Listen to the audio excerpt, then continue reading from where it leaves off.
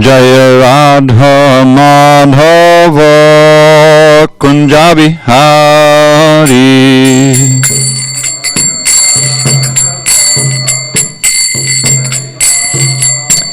Jaya Radha Madhava Kunja Bihari.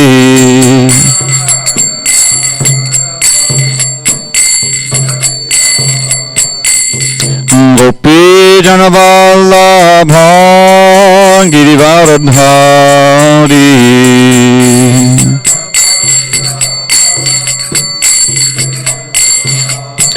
Jaya Gopi Janavallabha Girivaradhari.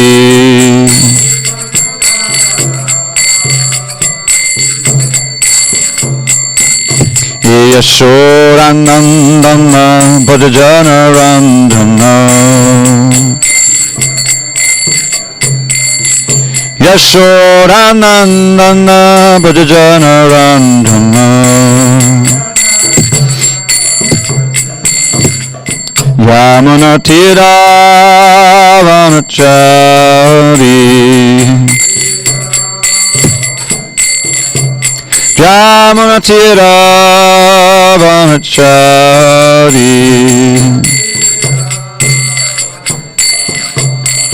Jaya Radha Madhava Kunja Bihari.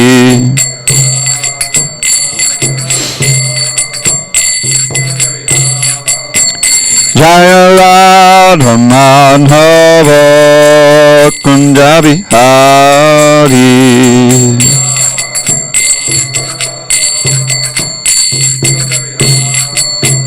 Jaya Radha Madhava Kunja Bihari.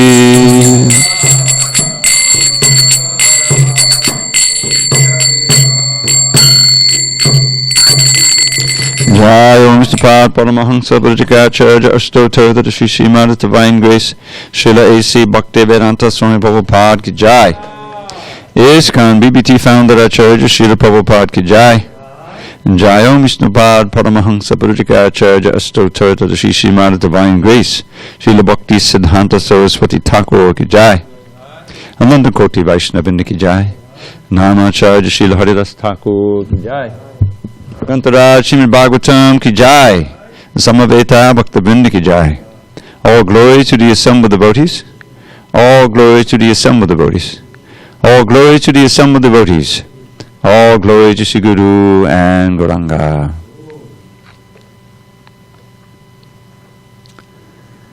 Narayanam Namaskritya Narang Chaiva Narottamam Devim Saraswatim Vyasam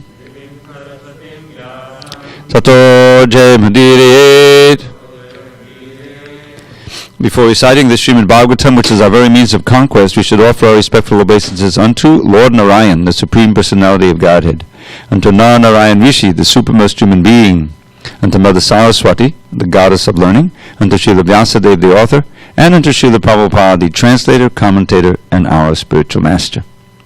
Nashta Parayesha Bhadreshu Nityam Bhagavata Sevaya Bhagavat Yuttama Shloke Bhakti Bhavati Naishtaki. By regular attendance in classes on Srimad Bhagavatam and by rendering devotional service to the pure devotee, all that is inauspicious within the heart is destroyed almost to nil, and loving devotion to the Supreme Lord, who is glorified in transcendental songs, is established as an irrevocable fact. Om Namo Bhagavate Vasudevaya. Om Namo Bhagavate Vasudevaya. Om Namo Bhagavate Vasudevaya. On this 13th day of March 2021 in SanDiego, we're reading from Srimad Bhagavatam, translation and commentary by His Divine Grace A.C. Bhakti Vedanta Swami Prabhupada. We are in the fourth canto of the creation of the fourth order, chapter 29, talks between Narada and King Prachina Barhi. Text number 66. Mana eva manusyasya purvarupani shangsati bhavishyatas chabhadramte tataiva nabhavishyatah. Mana eva manusyasya purvarupani shangsati bhavishyatascha bhadramte tataiva nabhavishyatah.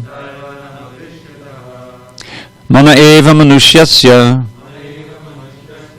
purvarupani shangsati bhavishyatascha bhadramte tataiva nabhavishyatah. Mana eva manusyasya purvarupani shangsati bhavishyatascha bhadramte tataiva nabhavishyatah.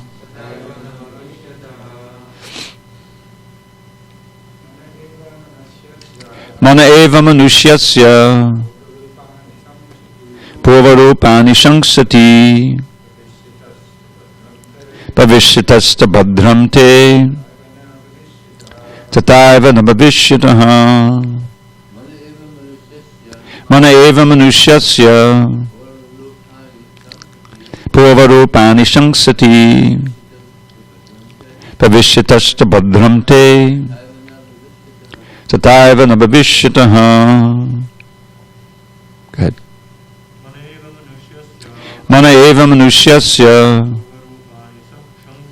purvarupani shangsati bhavishyatascha bhadramte tataiva nabhavishyatah.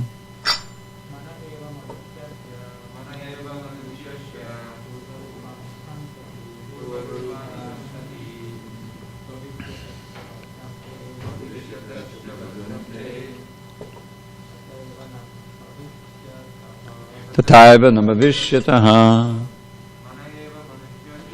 Mana eva manusyasya purvarupani shangsati bhavishyatascha bhadramte tataiva nabhavishyatah. Ramapati. Mana eva manusyasya purvarupani shangsati bhavishyatascha bhadramte tataiva nabhavishyatah. Manaha, the mind. Eva, certainly. Manusyasya, of a man.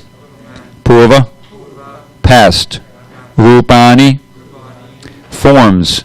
Shangsati, indicates. Bhavishyatah, of one who will take birth. Cha, also. Bhadram, good fortune. Te, unto you. Tatha, thus. Eva, certainly. Na, not. Bhavishyatah, of one who will take birth. Translation. Narada Muni continues to speak to the king. O king, all good fortune unto you. The mind is the cause of the living entities attaining a certain type of body in accordance with his association with material nature. According to one's mental composition, one can understand what the living entity was in his past life, as well as what kind of body he will have in the future. Thus the mind indicates the past and future bodies. Purport. The mind is the index of information about one's past and future lives.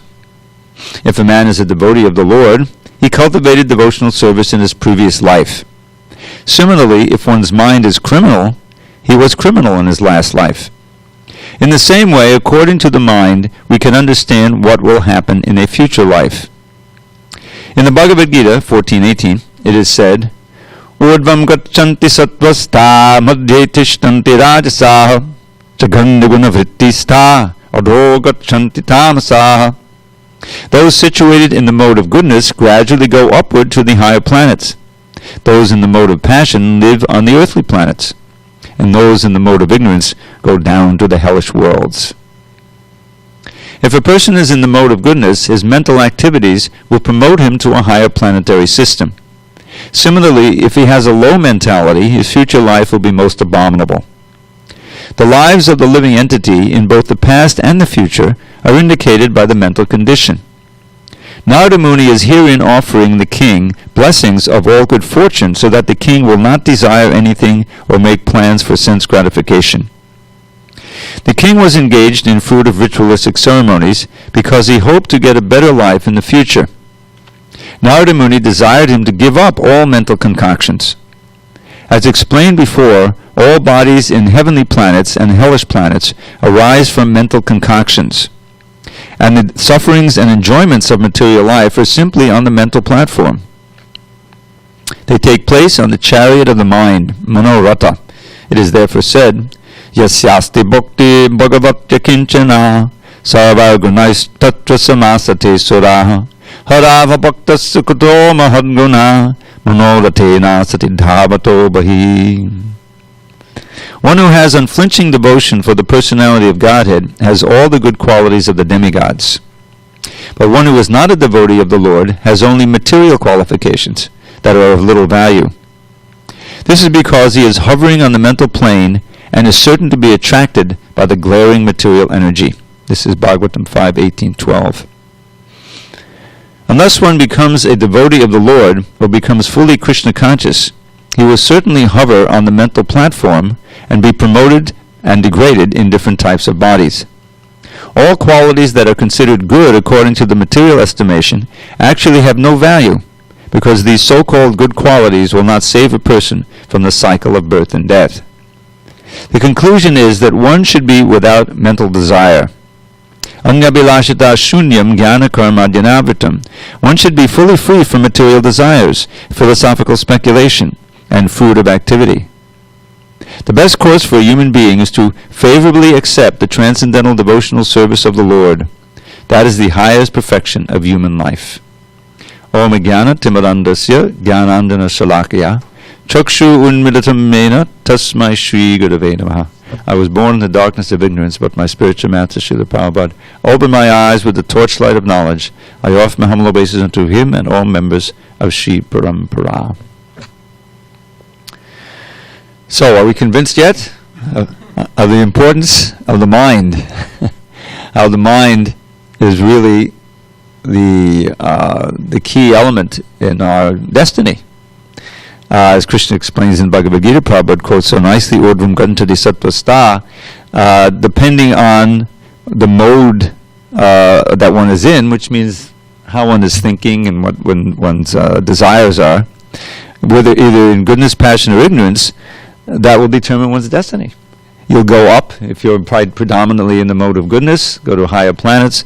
You'll stay in the earthly realm if you're in the mode of passion, and you'll go down. Jaganya guna vrittista. It means abominable guna. And you'll go down to hellish worlds. So there's a lot of kind of talk of determination here. In other words, the state of your mind in the present life is reflective of what you did in your past life, and the present mind is going to determine what you do in your next life, or your situation. But especially in the human form, we have a certain amount of free will. We may have certain propensities, may have certain, from previous life, we certainly do have them. But with the proper influence in this life, specifically the association of pure devotees, our mentality can change.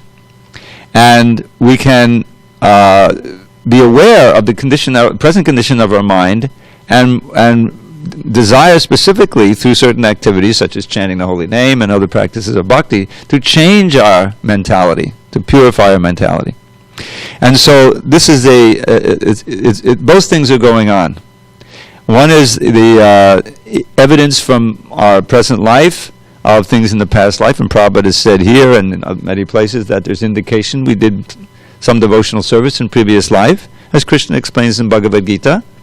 If one is not completely mature in his devotional service and his yoga practice, then you'll get a birth in your next life that will facilitate your continuance of the yoga practice.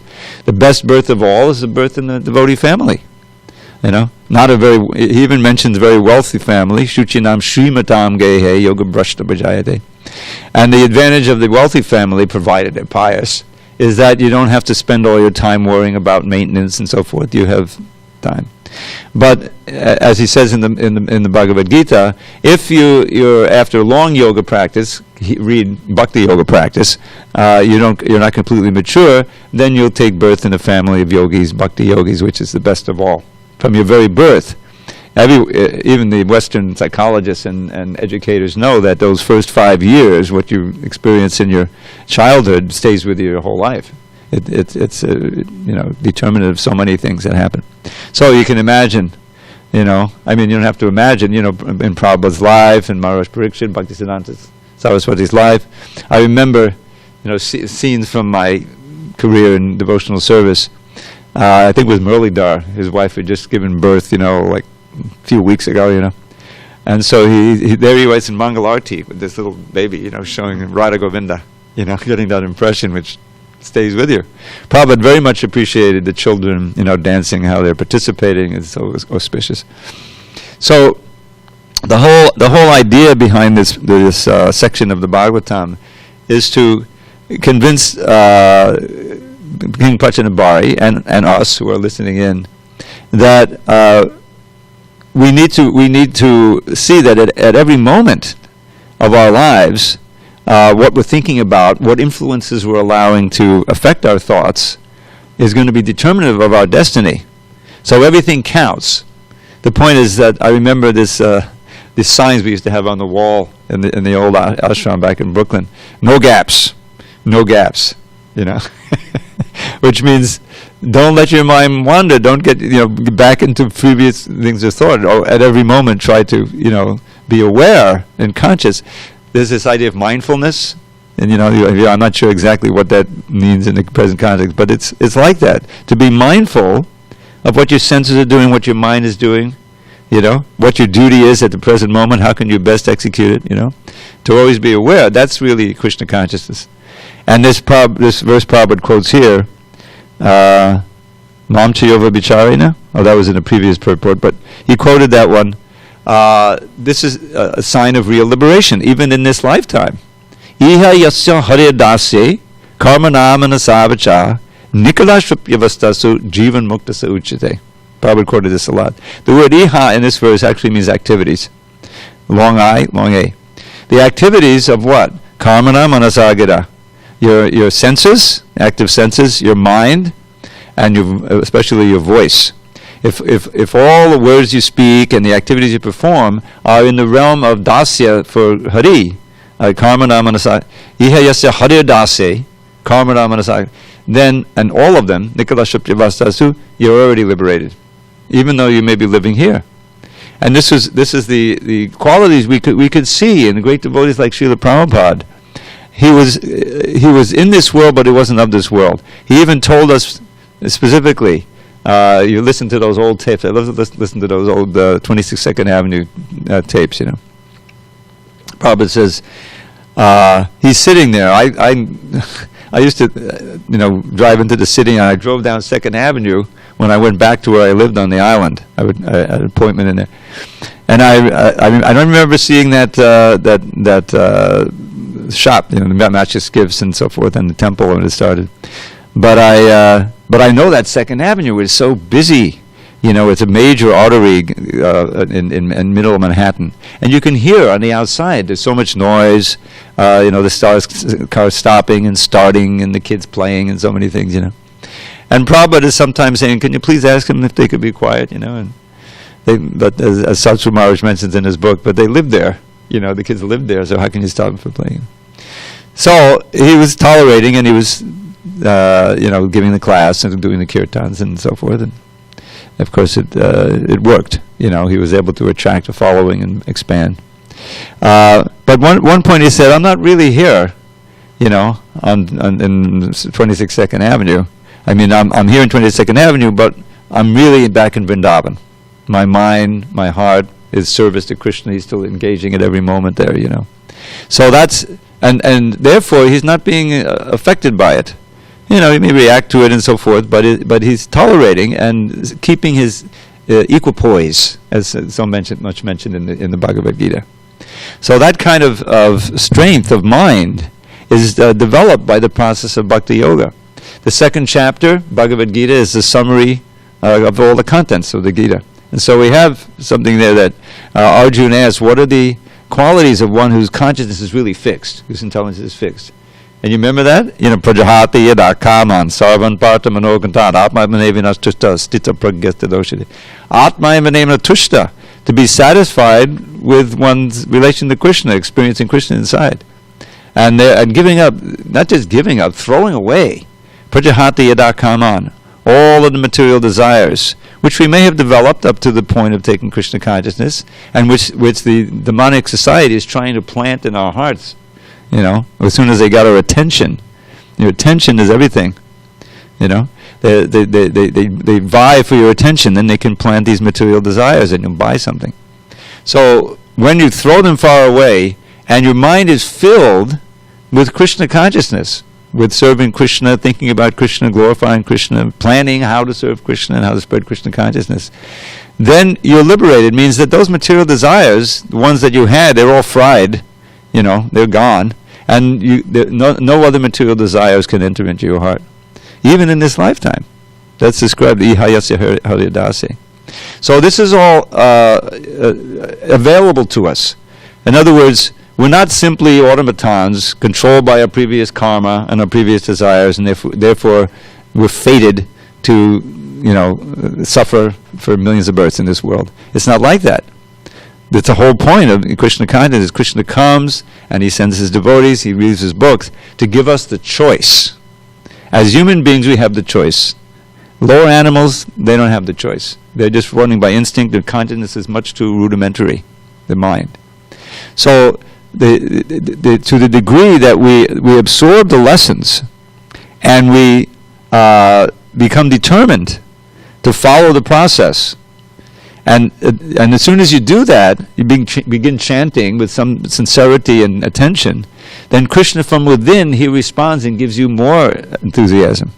He's doing two things. You remember in the second chapter, first canto, it describes Shunvatam Sukata Krishna Punya Shavana Kirtana, that when you're hearing with ardent hearing, shushusho, with attention and with submissive all reception, then Krishna, especially in the heart, he's very pleased, and he cleanses away. He says cleansing away, wholesale, the abhadras, all of these effects from previous lifetimes and latent desires and all of this lust, anger, greed, illusion, those things. That's the meaning, cleansed away. The literal word vidunoti means to cleanse, because he's the best friend, especially of the devotees. So it's not there's nothing impersonal. Everything is actually personal. We can't see because of the covering of Maya. There's so many things that seem dead, but it's all related to Krishna. And especially he's in our heart. And he wants us to come to him. And as soon as we take a few baby steps, Prabhupada said he takes 10 steps to us for 1 step toward him. So the way he does that is so many different ways. He sends his representative, that's so important, or he comes himself. But he's always with us in the heart. So he's helping us change our desires. Prabhupada says we shouldn't have any mental desires or material desires. And he quotes this key verse, Anya Abhilashita Shunyam, the definition of pure devotion. So Anya Abhilashita Shunyam, to be devoid of other desires. And then he gives the categories. Jnana, karma, jnanavatam. Now avatam means covered. So our heart is covered, our original bhakti gets covered by material desire. As Prabhupada famously says in the 3rd chapter of Gita, at the end there, that lust is nothing but prema that's been adulterated by the modes of nature. In other words, the desire to enjoy the senses is the perverted reflection of the desire to please Krishna's senses. So we need to consciously take our senses that are ready to enjoy, if we just let them run riot, and direct them toward the act of pleasing Krishna's senses. And that means both kinds. The famous knowledge acquiring and executive senses, Prabhupada called them, or active senses. So let's learn the Sanskrit term. It's so much more concise.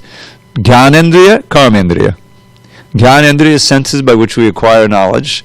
The eyes, the ears, the nose, all these, what we commonly call senses. And the karmendriya, which we do things. The most important of which for the devotee is the voice, actually. And then, of course, the hands and the feet and the excretion and reproduction. So, all of them, in the proper time, the proper place, can be engaged in Krishna service. But most especially, the ear and the voice, the hearing and chanting. And by hearing and chanting the holy name to begin with, we our desires immediately start being transformed, because the holy name is none different from Krishna, and Krishna is all attractive. So even in our most covered state, if you're chanting, even indifferently, it has its effect of eradicating so much karma. But what to speak of with some sincerity and attempt to concentrate and hear and prayerfully, then it's transforming your mind and your consciousness, so that our future is auspicious. I remember telling my mother, forgive me, I recall these personal things, but it was like a key point in her life. She was in a hospice situation at my brother's house, and she passed away actually 2 weeks after I visited her. She had some dementia, different. She knew who I was and so forth, and she was at that point kind of submissive. I was her, one of her two sons, and my other son was visiting, and so I had to go to Ithaca and stay with her for 2 weeks, or 1 week or 2 weeks. So I said, "Mom, it's time for japa." And what's that? So chanting of Hare Krishna. She had some familiarity, but. And so I proceeded to, there's no beads involved. She couldn't memorize the whole mantra, but we did 2 names at a time. I would chant Hare Krishna, and she would call out Hare Krishna. I was startled about how sincere she was. Hare Krishna, Hare Krishna. It went on for a few minutes, 5-6 minutes. I have a recording of it. And I was so happy that we got to do that, because knowing the potency of the holy name, and how, and so she had a kind of a background with my father back in the 20s and 30s of the New York union movement, and the organizing, that aspect. They're kind of just leftists, So they had a phrase, "Where do we go from here?" Now we've accomplished this. Where do we go from here? So she's asking at this point. She's almost about ready to leave. Where do we go from here? And I said, "Mom, your future is very bright." I told her. we just finished the japa and so forth, because I knew that with all of her lifetime, and she had been a subscriber to BTG. It wasn't her first exposure, but with so little time left, there's very little time to perform any sinful activity or anything, that it wasn't in my hands, but I did what I could, and I couldn't be there when she actually left her body. But she had that little aspect of chanting, and it's so potent, knowing the potency of the holy name. So we should also read about the holy name and glorify the holy name. Nama Mahima. This is one of the sections in that book about Bhaktisiddhanta Saraswati Thakur.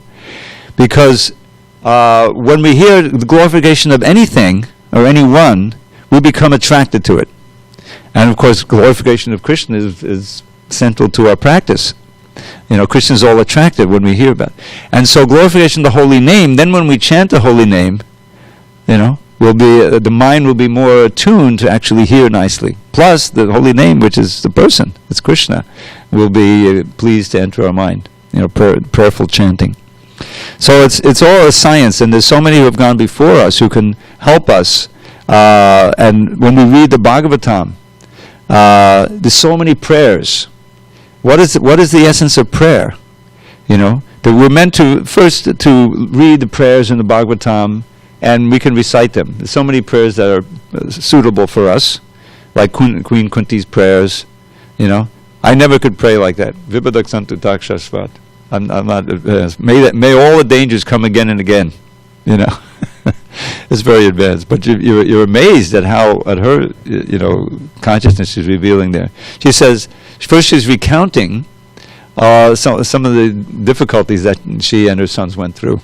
The exile in the forest, the way that the Kuros had tried to poison them and kill them, and the burning house, the house of lack.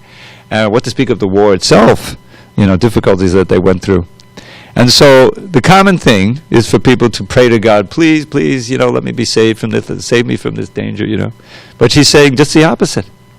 Vipadak santu takshasvat tat jagad guru bhavatu darshanang yaksara punar bhavadarshana. He says, let those dangers happen again and again, because by going through those dangers, we see you again and again.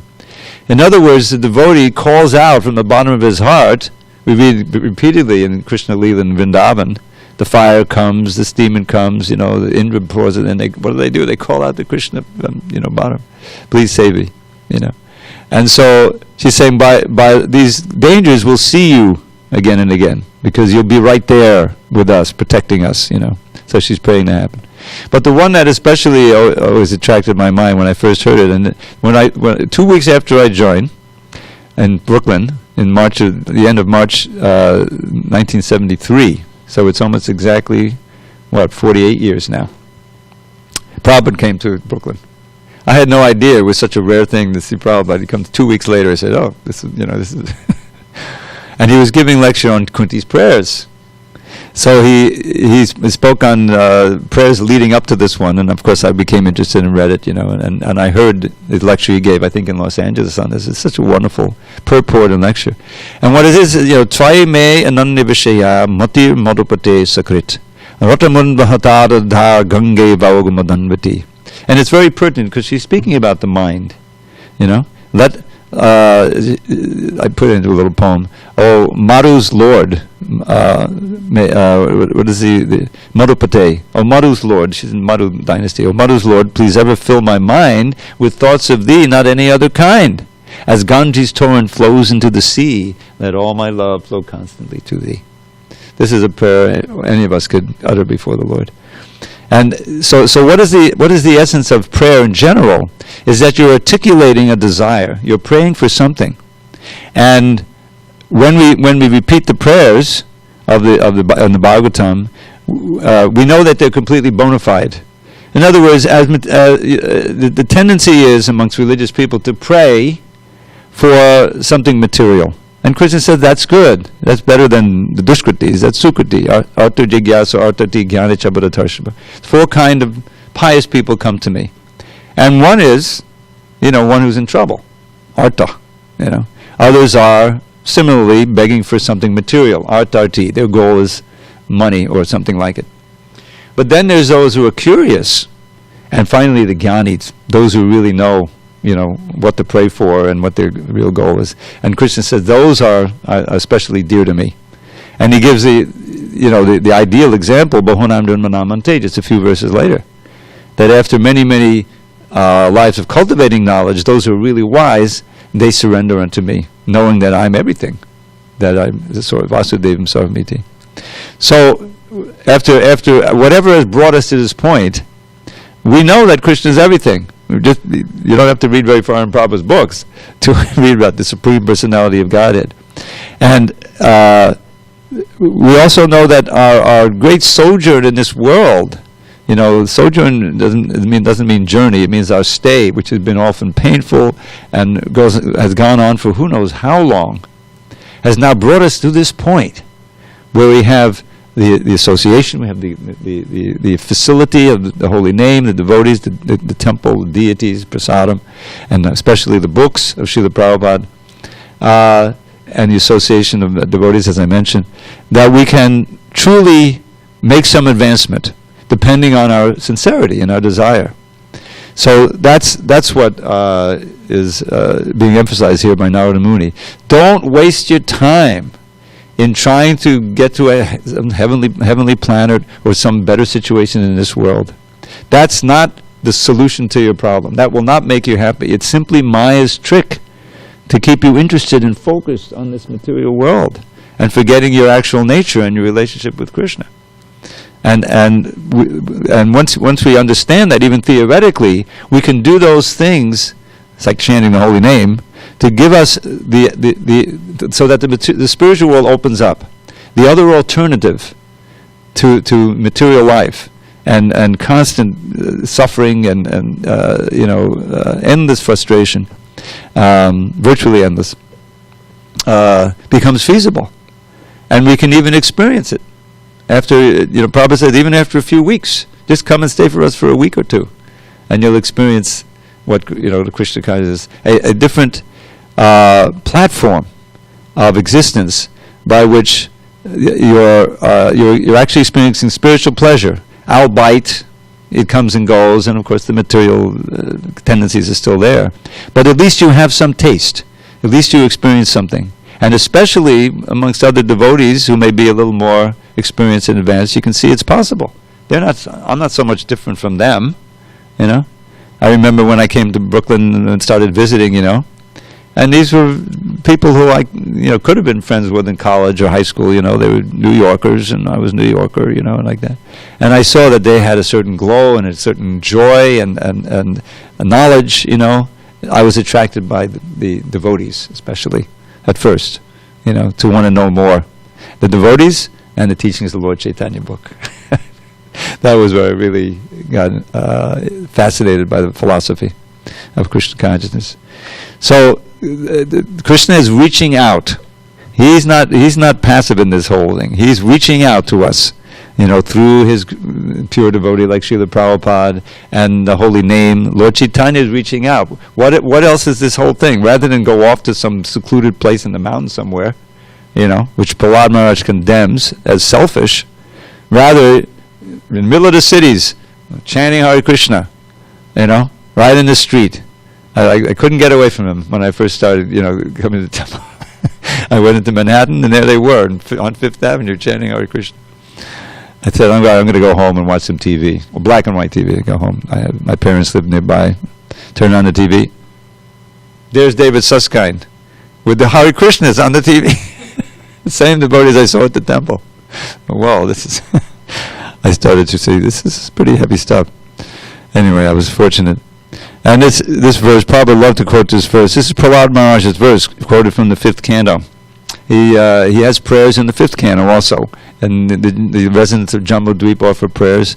And this is one of them. Yasyasti bhakti bhagavati kinchana. The devotees who are truly advanced and free of any material desire, they have all the good qualities of the demigods. That's but if someone is not a devotee of Hari, then how can he have any good qualities? And then this key here, manoratena sati davatobihi. The rata is like a chariot, just like we have the train of thought, right? You start thinking of something and your teacher says, hey, Billy, why are you looking outside the window? Where's your mind, In other words, you start thinking of something. So it's just one train of thought after another. It's the chariot of the mind. And therefore, running on the chariot is running, and how can there be any good qualities? In other words, whatever so-called good qualities you have are very ephemeral, because the next moment there'll be some bad quality and you're entangled. So therefore, we want to move toward this, aspire toward this principle of akinchana, which means nothing is mine. Everything belongs to God. Everything belongs to Krishna. And therefore, everything, as far as possible, should be engaged in his service, beginning with our own bodies and minds. That's really the principle of devotional service. It's a companion verse to Anya Bilasha Dashunyam, not quite as famous, but, Sarvo Padi Vinu Muktam Tatparatve Nirmalam Rishikena Rishikesha Sevanam Bhaktir Uchite. Bhaktir is defined as being not identifying oneself at all with one's physical body. There's upadis, designations, race, age, even gender. Ultimately all of that is superficial. Although we have to work with it, to get to the point of complete transcendence. But Sarvapadi Tatparatvena Nirmalam. Nirmalam means completely pure. Then what do? With your senses, serving the master of the senses. Rishikena, Rishikesha Sevanam, Bhakti Ruchite. And this is also the platform of real vairagya. That's a very important principle, also stated in the Bhakti Rasamrita Sindhu. The Yukta Vairagya and Polgu Vairagya. Who can give me that verse? What's Yukta Vairagya? You know it? Anasaktasya? It's an important verse to know. Anasaktasya Vishayan Yataharma Priyunjata Nirbandha Krishna Sambandhe Yuktam Vairagyamuchyate. Without attachment, and where appropriate, engaging in whatever we have, Vishayas, which would normally be objects of our sense gratification, no, engaging them in the service of Krishna. Yataham upayunjata nirbandha Krishna sambandhe. In this way, you don't get bound up by the objects of the senses. You get bound up to Krishna. Nirbandha, you're not... Krishna sambandhe. We want to be bound up to Krishna with attachment. Yuktam vairagyamuchyate. This is yukta vairagya. Detachment in yoga. You see? Not some artificial detachment, but real, strong detachment. Vairagya, which is the central principle of Lord Chaitanya's movement. Vairagya and vidya, this detachment. On the other hand, Polgu Vairagya really means weak Vairagya. This is the impersonalists. They also say, oh yes, you have to be completely detached. But they really can't be. So what it says is, Prapanchikriya buddhya hari sambandhi vastunak. Mumukshubi parityago vairagyam polgu kachite. So Prapanchikriya means, buddhya, means having the mentality of everything is material. Even those things related directly to Vishnu, to Krishna. The deity, the prasadam, this is the hellish mentality, right? Arche Vishnu Shiladi. The deity is just a stone, and the guru is just an ordinary man. Devotees come from some, they're bound up by their designations. The holy name, and the water that bathe the Charanamrita, holy, is just ordinary water. It just rankles your, it's horrible just to hear that, what to speak of, imagine believing it. So, but, by force of their will, they try to remain detached and austere. But aruha kuchena param, but eventually they fall away from that. Because it's so offensive, and there's no possibility, as living entities, we're part and parcel of Krishna. We have desires, we have a form, we have activities that we want to perform in spiritual activities, ultimately. But that's all denied as material, you see? The very form is the life form of God, but to speak our own form. So that's called Polgu Vairagya. Prabhupada says there's like a Polgu river. There's a Polgu river. Then in India it dries up during the summer. The riverbed is still there, and then if you push your hand down in the bed, you feel the moisture. So he says if you look a little bit into the heart of these so-called Vairagis, impersonalists, there's all these material desires just waiting to pounce, to take them. They're not being purified. So we don't want that. We want the real Vairagya, and it means active. Those very senses that were dragging you to hell, that you're using to engage in sense gratification. You see the beautiful deity, you take the prasadam, you of course hear the transcendental sounds, and even the touch, the heat, you put down your head, smelling the flowers and fragrances, Everything can be, what to speak of the voice and the ear, hearing Krishna's glories and repeating them, and glorifying them, So this is how we create our mentality, the mind, and it can, even in this lifetime, we can see, yes, someone is going back to Godhead, or going to a situation where they'll be able to progress in their way back to Godhead. And that's what's being emphasized here again and again, is that there's a continuity. This particular life and this particular body is a very short chapter in a very long book of our previous lives and our future life. But we have the opportunity in this lifetime to determine so much of our future. Of course, by pleasing Krishna, He'll direct it. So we shouldn't waste it, and we should use it to good effect. Okay, I want to leave a little time just for if you have any questions or comments, we can entertain them. And then I'm going to read about Purushottam Das Thakur, whose appearance day it is. And Hare Krishna. Tapas, you with us? Not today. Yes, Prabhu. Oh, there you are. Any questions from online? I don't see any questions. We have 20 people watching now, and we have Dravida Prabhu with us in Zoom. Okay. So I'm going to read a little bit about Purushottam Das Thakur. Sri Purushottam Das Thakur constantly meditated on and served the lotus feet of Lord Nityananda. Kanu Thakur, his son, was such an exalted devotee that Lord Krishna always lived in his body. When Kanu was 5 years old, Mother Janava, Nityananda's one of his wives, took him to Vrindavan. The Goswamis joyously greeted him upon seeing his genuine devotion. 5 years old. In Goloka Vrindavan, Purushottam Das Thakur served Lord Balaram as a cowherd boy. Dvadasha Gopal, one of the 12 Gopals. His samadhi is located in 64 Samadhis area. So that's all I have here on Purushottam Das Thakur. And if we have no questions or comments, yes, we have one from our friend Ravi.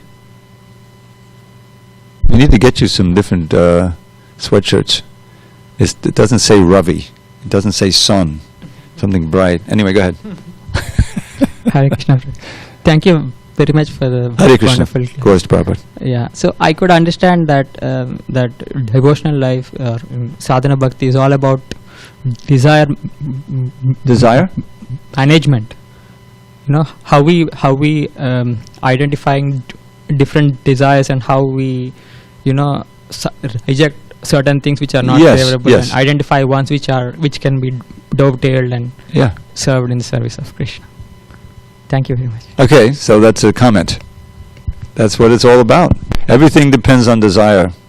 We're cultivating wholesome desires, especially desires to serve Krishna, desires for Guru and the sadhus and the people in general, and to serve. And knowing how to serve them, I mean, there's so many ways to serve them, but we want to give them things that bring them closer to Krishna, especially the books, the holy name, prasadam, those little cards are very important, get contact cards. So if we meet people, we can all carry those around, right? We can carry it around. We can give them. Okay. Anything further? Okay. Okay, go ahead, Prabhu. But take that mask off, because... All right. So, Prabhu, when you say Krishna's in the heart, yes, does it mean the subtle body? Because we know he's pervading all atoms, like the cross body or... So when you say Krishna's in the heart, does it mean the subtle body or... Well, I mean, it's actually said that he's there. As a Paramatma, he's there, literally in the heart area, right here. It's described. They even give it a size about the size of the thumb. Of course, it's proportional to how big you are, and even in the ant's body, he's got. And he's there right next to the us living entity. Right there, it says in the Gita, 13th chapter, Chaitragyam chapimam vidhi sarva chaitreshu bharata. You should know that in every chaitra, every body, I am also there as a Paramatma. So I'll never forget this line from the introduction. Prabhupada speaking about the super soul and how he knows everything. Everything we've done, everything we're doing, we should not forget this. We can only live as materialists in this world if we do forget it. That's the whole idea, to forget it, and we're given that forgetfulness. But Prabhupada said we should not forget it. If you actually remember that, that's what Rupa Nuga Prabhu, he came up with this term, Krishna conscience, which is really interesting, Krishna conscience means, well, like the Christians have, what would Christ do, Really what we ask, what would Krishna want me to do? What does he want me to do now, And if you're really in tune, and what's great is you don't have to guess really too much. It's there in the Bhagavad Gita. And if you're in a society, devotees want you to do something, it's bona fide. The question is, are we going to do it or not? But remembering that Krishna's there, he knows, he knows what we're doing, and what we plan to do. So it's an advanced position, because our general tendency is to space out and forget Krishna and then try to enjoy a little bit, But remembering him there, and it helps, of course, to be with devotees, chanting the holy name, hearing the books, reading the books, discussing them, keeps Krishna in the forefront, so that we get the strength of will to actually follow the process and give up those things that we shouldn't want. Okay, all glories to Srila Prabhupada, Hari Hari Bol. Thank you.